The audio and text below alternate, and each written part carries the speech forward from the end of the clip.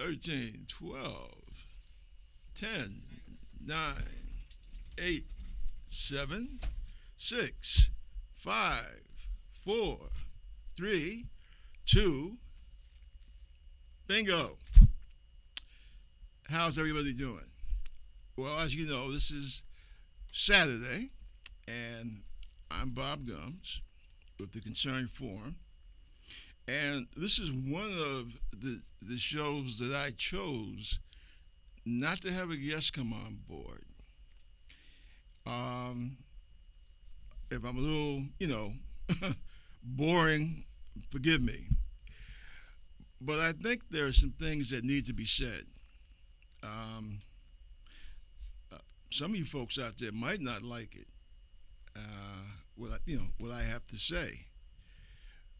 But it's never stopped me before, so why worry about it now, right? Uh, no, it's just, well, let me make it real quick. Uh, Folks who have been accustomed to watching this show, they always, hear me talk about my military experience. I don't think I've done a show since I've started where I haven't, made sure to drop my military experience, my experience working military intelligence, what have you. And honest to God, I enjoyed being in the Navy. Now I was, in the Army when I was a kid, 17 when I went in, as some of you folks may know. But the Navy, well, how old was I when I went in the Navy? I think I was like about 21, 22, somewhere around there. Anyway, I left for two reasons. Um, One, because my late wife at that time, she was having issues. And I didn't know it at that time, but I believe that some of those issues um, helped to contribute to her untimely death uh, when she was, as soon as she turned 36. Um, that's the one thing. Another thing, basically, my naval career was pretty good. It was very good. I had served on a nuclear aircraft carrier, the Nimitz. At that time, in the early and mid '80s, um, it was the largest warship on the planet.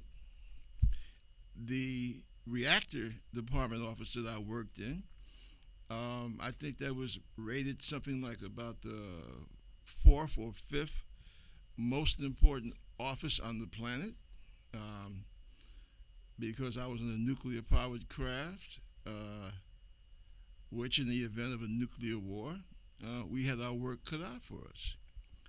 Um, and I went to the Pentagon and the White House after that, and that was very educational, where I got my top secret clearance and finished college and all that good stuff. But after that, I wound up going to Jacksonville, Florida, be stationed down there, and with a fighter squadron. And essentially, what happened to me and my wife, because when you're in the Navy, your wife's in the Navy too. Okay, even if she's not wearing the uniform, but she is just as much a part of what you have to deal with and what you have to go through as you are. And that, any spouse, if the guy's the one that's in, or if it's the lady that's the one that's in, either way, your spouse is a part of your military service. And to make a long story short, what wound up happening, I went to a place that was basically a hangout for bigots, sexists, racists, anti Semites. And it was an experience, and it was a battle. It was a battle. Now, being the size that I was at that time, and the fact that I was a martial artist at that time practicing, I had already fought a few times in the D.C. area, and when we had gotten stationed in Florida, North Florida, I had immediately found the school, and I fought quite a few times in North Florida. As a matter of fact, um, my wife had gotten into the martial arts, and we fought at competitions at the same competitions a couple of times. So I didn't have to worry so much about the ignorant redneck running up and calling me nigger to my face. Although I was called nigger, but I always found out about that third and fourth hand. Both myself and that unit I was in had one senior black NCO, non-commissioned officer, which was kind of unusual for any military unit nowadays, um, to have just one black E7. So you can get an idea of the environment there. And what I did get a lot of was a lot of hate towards Hispanics and towards Jews and towards female officers because they had college degrees. And I got at one point I got so sick of it, I wrote an official copy to my skipper, to the commanding officer, and I sent a copy to the NAACP in D.C. And it was a rough time. Oh, by the time my tour was up, we had already gotten into the Gulf War and everything, and I was just tired. I was truly tired because I heard so much anti-Semitic remarks. Um, my immediate supervisor was a beautiful guy. He was a petty officer first class. What was it, Rodriguez? And the other Caucasians in the office treated him like dog crap.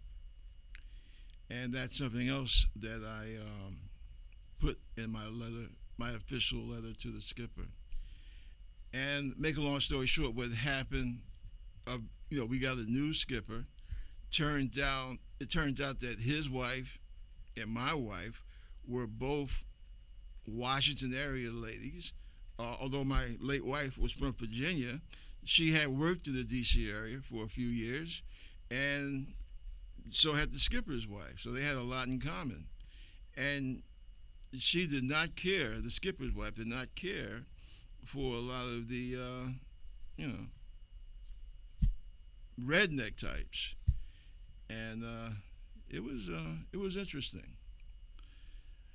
But truth be told, that's why I left the Navy when I did, and my records are an open book.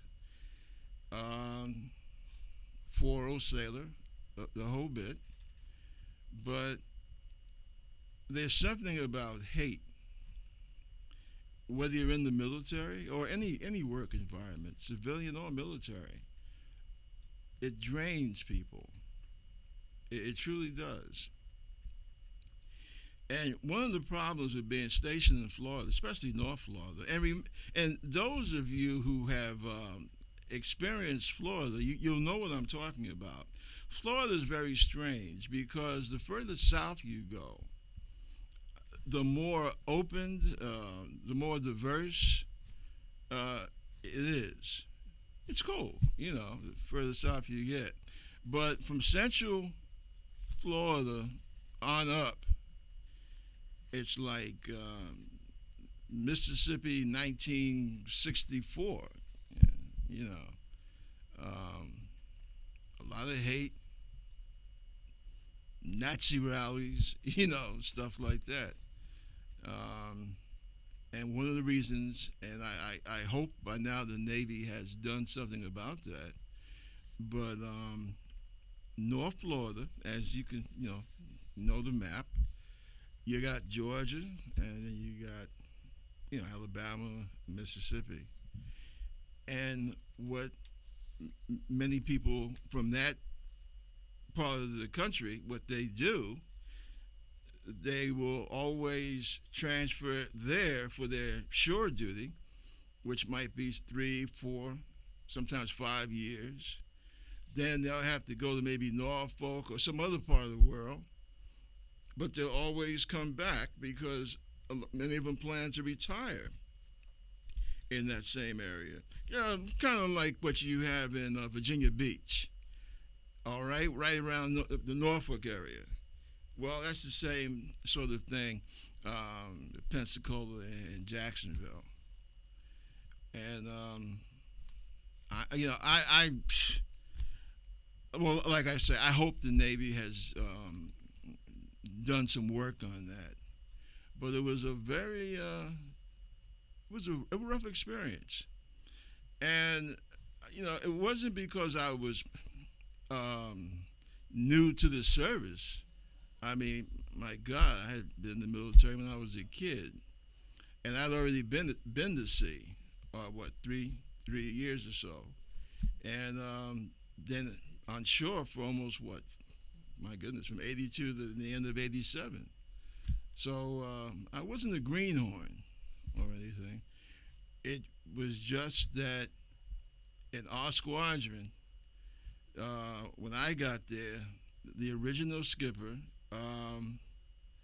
didn't care about diversity or equal opportunity, and he let people get away with a bunch of things that they should not have been allowed to get away with. And I think that contributed to a lot, or a general lack of efficiency and lack of military discipline. But fortunately, after we got rid of what I would consider a terrible commanding officer, it picked up. It got a little better bit by bit, but it took a lot of hard work. And by the time my enlistment was up, I was asked to stay. As a matter of fact, looking back upon it, I wish I had. Quite frankly, I wish I had. But I was just so stressed. I was just so tuckered out from the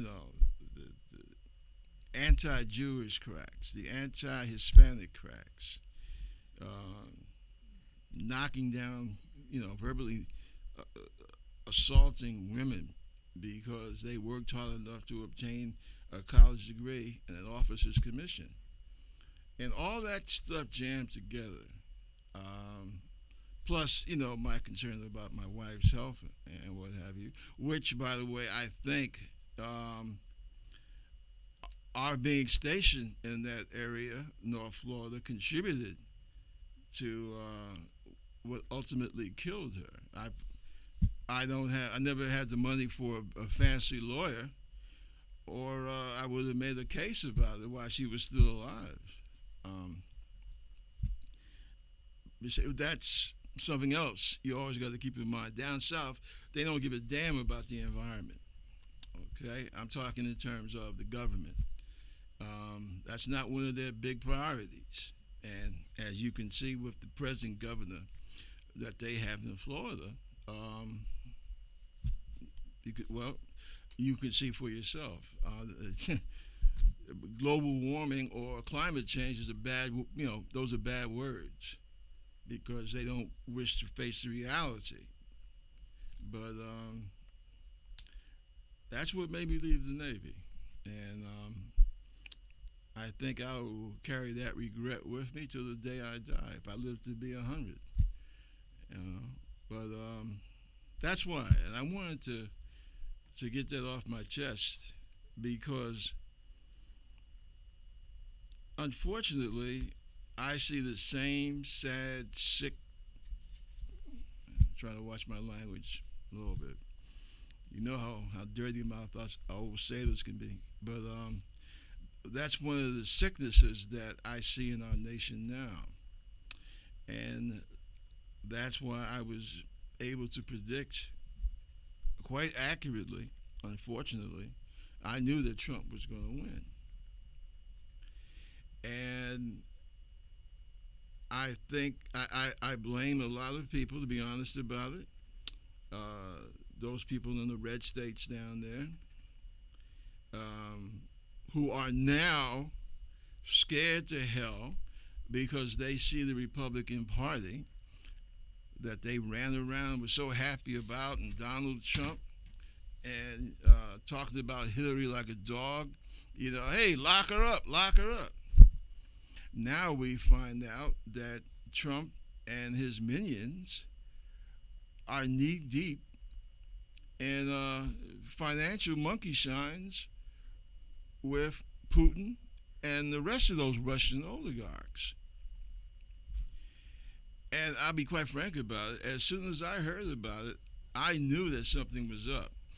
You know, you don't spend 5 years in intelligence and not pick up something. You know, even somebody as thick in the head as I am.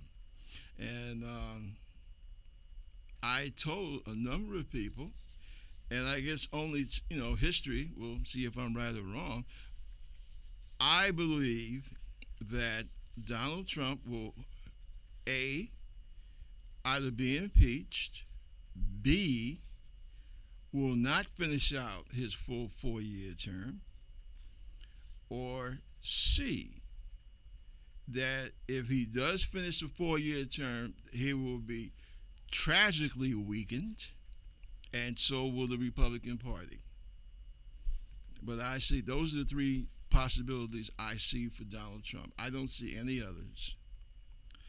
I'm also very concerned about this health care bill. Now think about it. This guy says, he sits up there and he says, "Oh, Obamacare is terrible." And there we go again.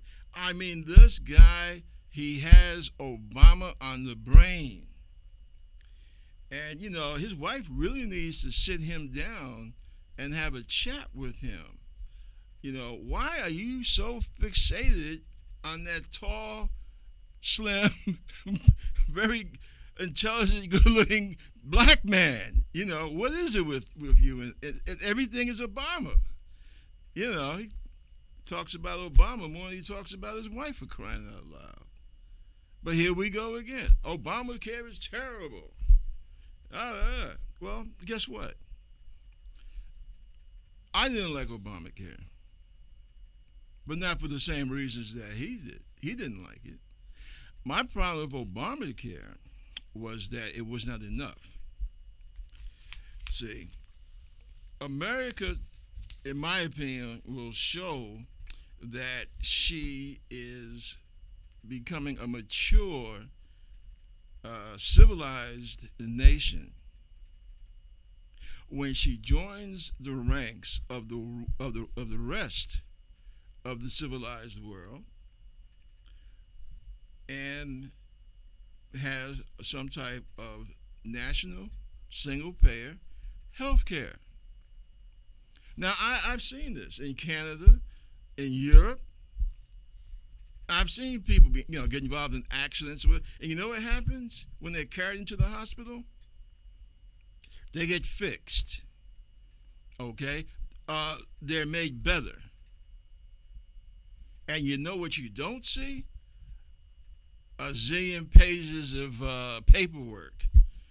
You don't see people going into bankruptcy because of hospital bills. That's one thing you don't see in Canada or Europe that we have here. You don't have people dying because they can't afford health care, because they're afraid to go to the doctor, because they can't afford it. And see, one thing, and any one of these politicians, except for Bernie Sanders, because quite frankly, that's my hero. in this mess that we have of a two-party system, he is the ultimate hero because he asked the right questions. One of those questions is this: why in the hell? Now, in recorded history, when I say recorded, I'm not. I don't think we should be arrogant enough to think that written history begins and ends with us. Okay. In other words, what I'm saying is, from the time of the ancient Romans. All right, I'm not going to go. Well, ancient Greeks, Egyptians. Okay, how's that? The Egyptians, ancient Egypt. Okay, those ancient Africans. I won't go further than that right now. Okay, from that time, from King Tut all the way until today's date. Now, right now, we, the United States, are the richest, strongest nation that so far has ever existed in the history of this planet. Now, think about that. You thought about it, son? Okay, we're talking ancient Egypt, ancient Greece, ancient Rome,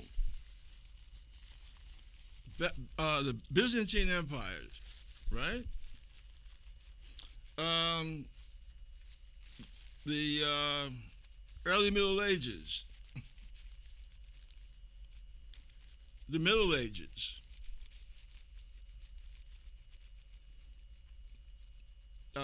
Okay, what comes after the Middle Ages? Okay, well, let's, go up to colonial times, modern history. Through all of that, the United States of America is the strongest, most powerful nation. Actually, the strongest, most powerful nation state that has yet existed. Right? Yet, we are the only nation, we are the only Western nation, and as a matter of fact, oh my God, we are the only industrialized nation that does not provide its citizens, its people, with a single payer health system. In other words, we don't have a national insurance system. Canada has it. Belgium has it. England has it. Scotland. Ireland. Germany. It goes on and on and on. And I wonder, why, with the exception of Bernie Sanders, nobody else mentions that. And I'm trying to find somebody that's going to explain to me. We were the first ones to split the damn atom. The first ones to put foot on the moon. But healthcare, we can't have Medicare for all. Why not? And I tell you something else that really I find so incredible. Who do you think spends more? Okay, what do you think of Europe? Everything's laid back. Everything's socialist. The people are more chilled out, what have you. Okay. Uh, who do you think spends more for health care? Hmm? Who do you think? Say the United States or France? We do, the United States. Same thing with Germany. Same thing with Canada. Same thing with Britain. So I don't understand. They have better results health wise than we do. It's more cost effective. So why aren't we doing it? See, that is the great question that needs to be asked. But wait a minute now. Whoa, whoa, whoa. Hold on a second. Could it possibly be that if someone besides Bernie Sanders starts asking that one question, is there a concern by someone or some group of people or groups of people that, well, wait a minute. If you're a working class kid in Scotland, but you got good grades, you're going to the university if that's where you want to go. Well, wait a minute. Doesn't your family have to go into bankruptcy to put you through school? No? Well, see, that's another question. Why not? So we're starting to, come down to the nitty gritty here. I want somebody to explain to me why some Western European kid, his health care, his family doesn't have to worry about going broke if he has some kind of illness or some kind of disease or whatever. So, in other words, this cat can go be sick, be taken care of, and then get up the next day and go to the university.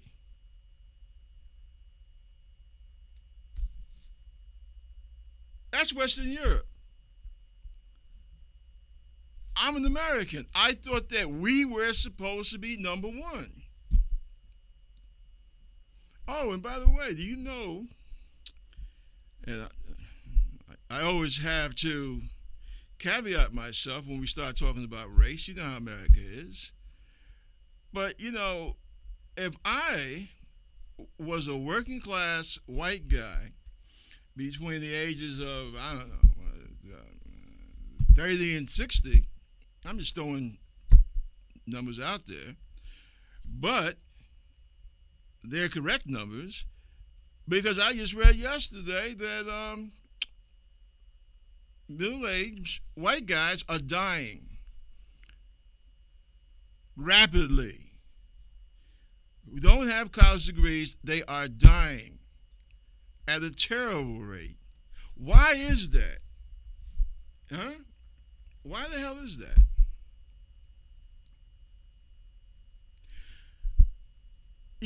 There are some basic questions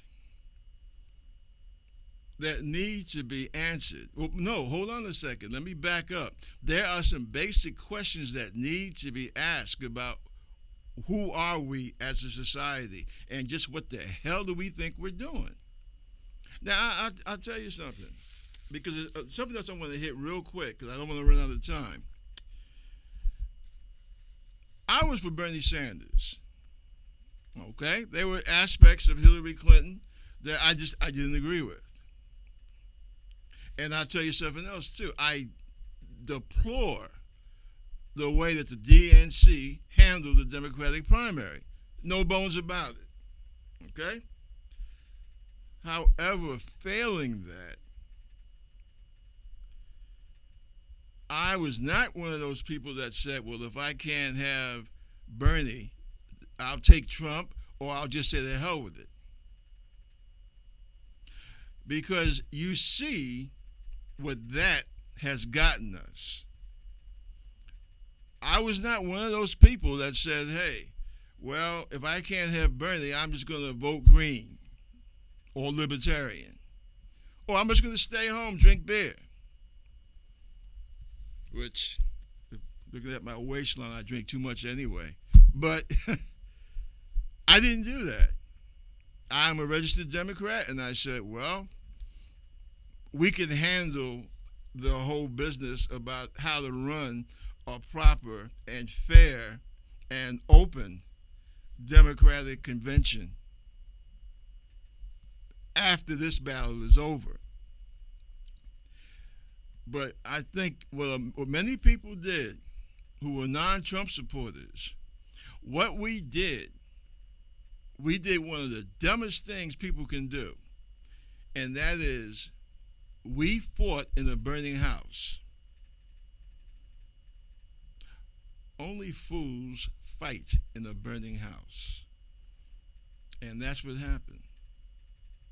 And another thing that happened, when Democrats have the majority, they need to learn to start acting like it. Now, this bullshit, and I do mean bullshit, I can say bullshit on this show. This bullshit about this electoral college is something that should have been dealt with 20 years ago, if not longer.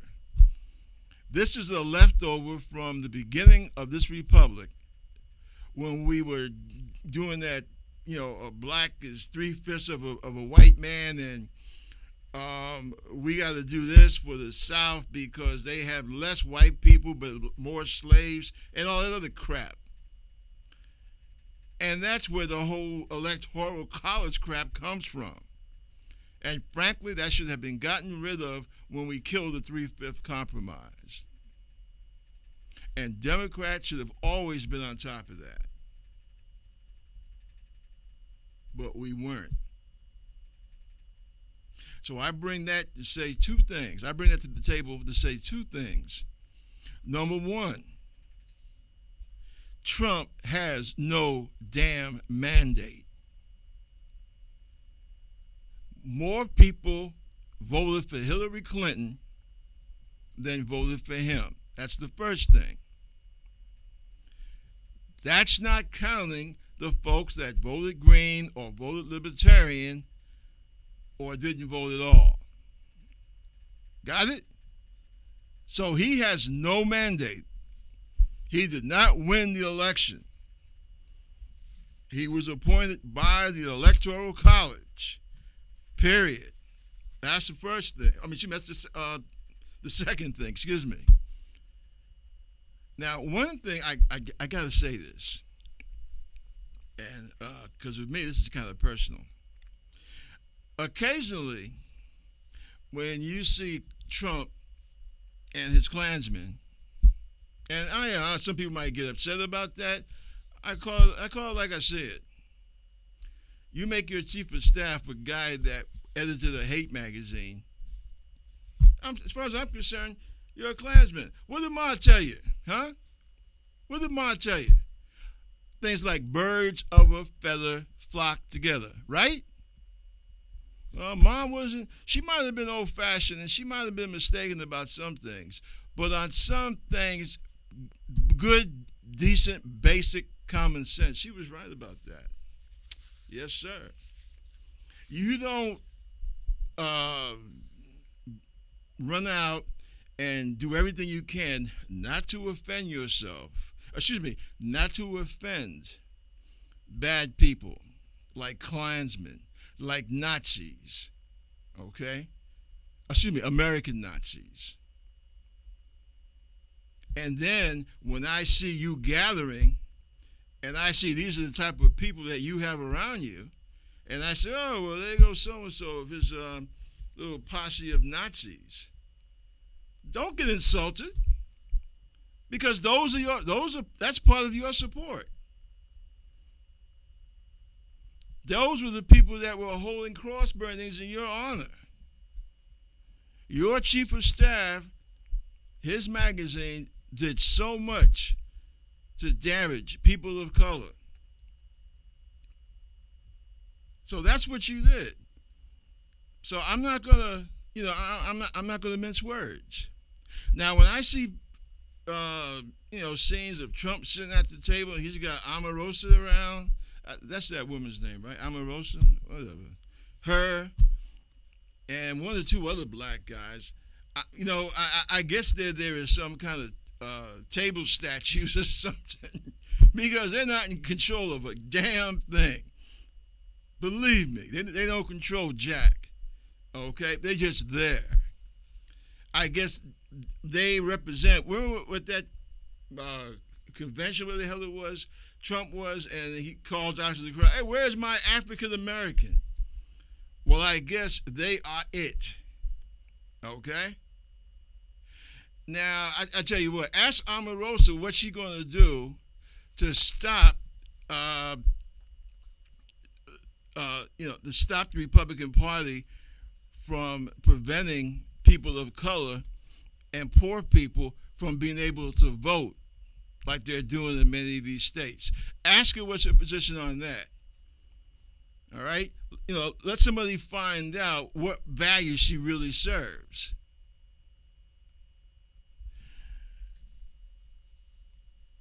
There's one guy, he comes on MSNBC. Now believe it or not, I know this cat. In 96, I chose to run in a special election for Congress from the 7th District in Baltimore. That district, it goes from Baltimore City out into Baltimore County, part of Baltimore County. And I really, man, my ass was red hot. I mean, seriously, I was pissed. Because if you know anything about Baltimore, you'll know in the early and mid 90s, it was terrible. I was the secretary for the NAACP's Committee on Crime and Violence there in Baltimore.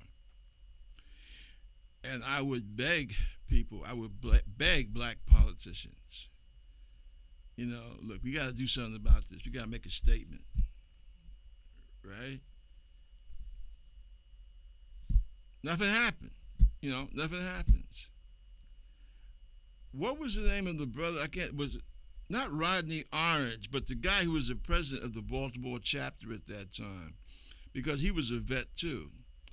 And he said one time, because they had so many, police choppers, helicopters, over the city, dealing with the crime and everything, that he said he didn't see that many choppers in Nam. And that always used to get a sad smirk out of me, but it was true. And I just got, because remember, I came out of a Republican family, okay? But that's when the Republican Party was a Republican Party. That's before it went Nazi. And what happened, I got pissed. I really got pissed because at that time I had my son was very young. My wife, by that time, she wasn't able to work anymore, so she was at home. And I'd be down in D.C. Because I was a manager at the Smithsonian. Management assistant at the Smithsonian. And I would drive up in the evenings, and there was a shooting over here, and blah blah blah. And I called people. I try to, make my little voice heard. And what's his name? My man that oh God, cool brother, ex-Jarhead. I mean, he was in the Marines. Excuse me. Jarhead's what you call a Marine. Jarhead, Gyrene, and they call us sailors. They call us squids. But anyway, he left the Congress to become head of the NAACP because they had a money money scandal, money issue, and they wanted somebody there of stature to take over the reins of the organization. So that created a situation where you had to have a special election. And I guess it's probably a dumb thing to do, but I said to hell with it, and I ran, and I ran as a Republican because I was just so frustrated, you know. Like I told somebody at one of my debates, uh, as a military guy, I understand body counts, but I don't expect to see them where I live and where our children play, you know. And I said I don't feel the Democratic Party is taking this serious. And I said to myself, well, let me see if Dad's party is, if they're still worth a damn. And for about 9 months, I was a Republican. And, oh, by the way, I lost. I lost in the goddamn primary. But it was fun. It really was. I had to go all over Baltimore City and Baltimore County, and they had debates in the public schools and libraries, and they were good, and they were crowded, and they were simulcast both in D.C. and in Baltimore. Well, I mean, obviously that's what simulcast means, but you know what I mean. And it was great. And I got to admit, it was cool. People walking up. I'm in the supermarket, and my wife and kid are with me, and people walking up. Hey, I like what you said that last debate, and it was great. Unfortunately, like I say, I lost. And excuse me, I have no idea who this is, but they can call back. But I learned a few things. I learned that many times in politics, in both parties, we get too much involved in word salad. And I'll give you an example. What's a nice piece of salad that they use now? Resources. Yes, well, we will help people develop their resources. Man, screw that. If we're talking about healthcare, people don't want resources. They want a doctor that's going to help them to get better and to stay better, period. And they're afraid that they won't be able to afford it. That's what healthcare is all about. No more, no less. People want to try to live, people want to try and live as long and as healthy as they can. That's all. Nothing else. What the hell else do you want from a doctor? Well, of course, if you're, if you're an ugly mutt like me, you try to find somebody as a plastic surgeon. But that's a whole different story, okay? But that's what people want. They want to be able to know that if I'm sick, the wife is sick, the kids are sick, or I could take them someplace and they'll be cared for. And I still want somebody to tell me why a guy or a gal in Europe doesn't have to worry about going bankrupt or dying because all the time that they couldn't afford to see a doctor. How come they don't have to worry about that over there, but why do we have to worry about it over here? And I switched subjects, okay? And I'm sorry about that. I have a tendency to do that because I was talking about two things. I was talking about people of color that I see sitting up there with Trump. And let me go ahead and try and chop it up and get that out the way quickly. Um, I think that's terrible. Do I believe that all black folks should be left wing social democrats like me? No, I'm not saying that. But what I'm saying is that there are certain people, certain groups, that as a person of color, you should have enough sense to stay the hell away from, or at least be able to say, well, hey, look, I share the Republican philosophy of smaller government, but Trump, I can't go with you. Or party, I can't go with a lot of you guys because you guys are not talking just about a philosophy of government. You are talking about hate. Prime example, Colin Powell. Colin Powell is a Republican. He's a Republican like my dad was a Republican, more or less. But you don't see him running behind Donald. As a matter of fact, he said Trump would be a disaster. And he's right.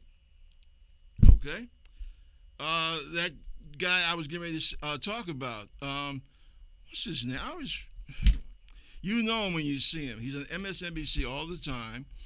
He was the head of the RNC before they got that little, looks like a little prick, pardon me, but I just call it like I said. That's in charge now. As a matter of fact, you had a black president and you had a black head of the Republican National Committee. And in a way, that was kind of cool. You know, I wish I knew that brother's name. I met him when I was running as a Republican. That's how I got into the whole thing about when I ran, because I went to a function, like a big picnic or something, and he was at the like a big picnic table, and he was talking to a whole bunch of people, and I was sitting behind him. I don't even think he saw me, quite frankly. I doubt he recognized me, but looking, as I see him now, a lot of that, most things probably him and I won't agree upon. I think it's unfortunate that he's a Republican, but he is not a Judas goat. Okay, I don't put him in the same category as I would put Omarosa or that other, what you call it. I don't like to use the term Uncle Tom. I have to do more study on that because there are a lot of times we use that term and it's more to Uncle Tom than meets the eye. So I wouldn't call him that, but I would call him Steve. What's his name? Steve Garvey. You know who I'm talking about? The super big ugly mustache brother, that black guy. Yeah, him. Okay, him and Omarosa. Those are basically what, Judas goats? Be a possible term that I would use describing them politically. No, I don't bite my tongue. Steve Harvey, yeah, that's his name, Steve Harvey. Yeah, him and Omarosa. You're kissing up to a man that if he had his way, 5 innocent black and Hispanic boys would be in the fucking, excuse me, I shouldn't use that F word, forgive me. But 5 innocent black and Hispanic boys would have had a one-way trip to the death house. Innocent boys. They went from boyhood to manhood in prison for something they didn't do. And then when the truth was found out, Trump is still going to get up there and talk about, well, they're still guilty as far as he's concerned. And you got Omarosa, Harvey, and I'm like, what the hell is wrong with you people? So, yeah, there's being a black Republican and then there's being a black Republican, all right? So for anybody that wants to come at me, hey, my mom and dad were black Republicans and union organizers and out there on the picket line. They're a couple of the people that helped to integrate the stores on 125th Street. See, a lot of people don't know. Once upon a time, black folks lived right there in Harlem, but they could not work in those damn department stores. What was it, Bloomstein's, places like that? I know I'm going back in time a little bit, all right? But that's how it was. And the Republican Party back then fought against stuff like that. Yeah, yeah. Civil Rights Bill of 64, 65. Who? Who do you think got that passed? It was the Republican Party. Yeah, that's right. Uh-huh. But look what happened to them. They went straight up redneck. Boom. Now, I understand why you have some blacks that feel that the Republican Party still has something to offer people of color. Black, Latino, what have you, Asian. Fine, but that's not what Donald Trump is about. Okay? Number one. Number two, especially after the experiences I've had living in the South, I would say be very careful. If you choose, if you want to be with Trump, the hell with you, as far as I'm concerned. But for you that are, fairly sane, but you choose to be in the Republican Party, I would say be very careful. Okay? Be very careful. And understand that being a Republican in New Jersey ain't the same as being a Republican in Alabama or Mississippi. And eventually, sooner or later, the Republican Party, and I guess now is the time, if this fight over the health care bill is any indication, the Republican Party, they should have never ran someone for president. And I'll tell you why. And I'll tell you why, even though the Democrats have some serious problems, it should be a Democrat in the White House right now and not a Republican. And I'll explain to you why. Because one thing about Democrats, they understand government. They understand that government exists to protect people and to help people. The Republicans, to a point, used to believe that. But now they have been overcome by greedy, those people who have wealth and who are greedy. Because remember, I'm not going to say that all wealthy people are greedy. That's not true. Number one, that's stereotyping. And number two, that's not true. But if you happen to be wealthy and you're greedy, then chances are you're a Republican. And they have that, and they have out and out racist. And unfortunately, and also the third wing, religious zealots. Okay? They call themselves fundamentalists. I call them zealots. All right? And those three wings of the Republican Party have come to dominate what used to be the Republican Party. And that's why I could, ain't no way. Because, let me finish that quick story. After that election that I ran in, my wife continued to get, she really started getting ill after that. And I kind of hung up on politics for a while. And then one thing led to another, wound up coming back to New York, coming back home for me. But, she was, came up here with me because she's from Virginia. And I wound up getting involved with the Green Party. I was a member with them for about, 2.5 years or so. And I didn't like a lot of where they were going. And I said, well, the hell with this. I'm going back to the Democratic Party. And shortly after I decided to do that, that's when Barack Obama really started being taken serious as a presidential candidate. So for me personally, it kind of worked out. Now, I got some big problems with the Democratic Party internally, um, especially here in the Northeast. We have too many elected Democrats that really don't do a damn thing except exist. Their basic purpose is to remain in office. Um, we got them in Manhattan, we got them in New York, we got them in Queens.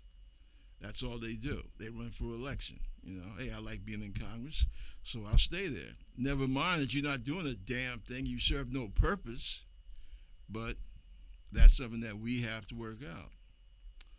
But and I see my time is rapidly drawing to a close.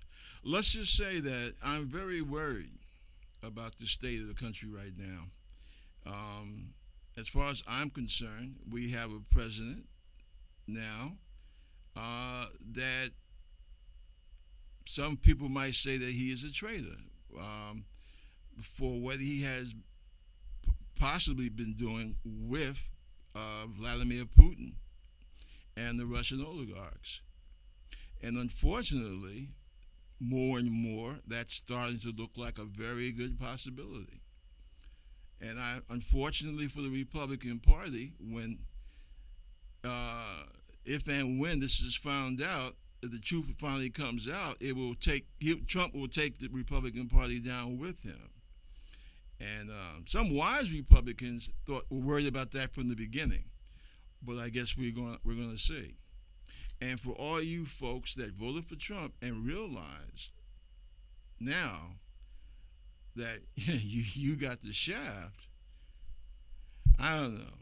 Being human, I guess there's a part of me that wants to just say, yeah, well, serves you right uh, for supporting them.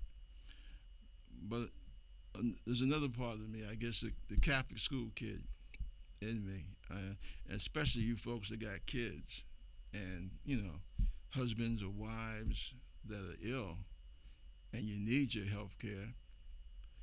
I feel bad for you. I truly do. And I hope that going forward, that all of us, black, white, red, yellow, brown, um, decent Republicans, Democrats, and yeah, even you fringe party people, I think we all need to be able to sit down. We need to start talking about the real problems that we have in this country. Because, folks, I'm going to tell you, we got some terrible stuff coming around the pike, and if we're not together, we this country's not going to make it. Listen, God bless. You guys have a good weekend, and I'll see you next week. And tell your friends about the Concern Forum. Take care now.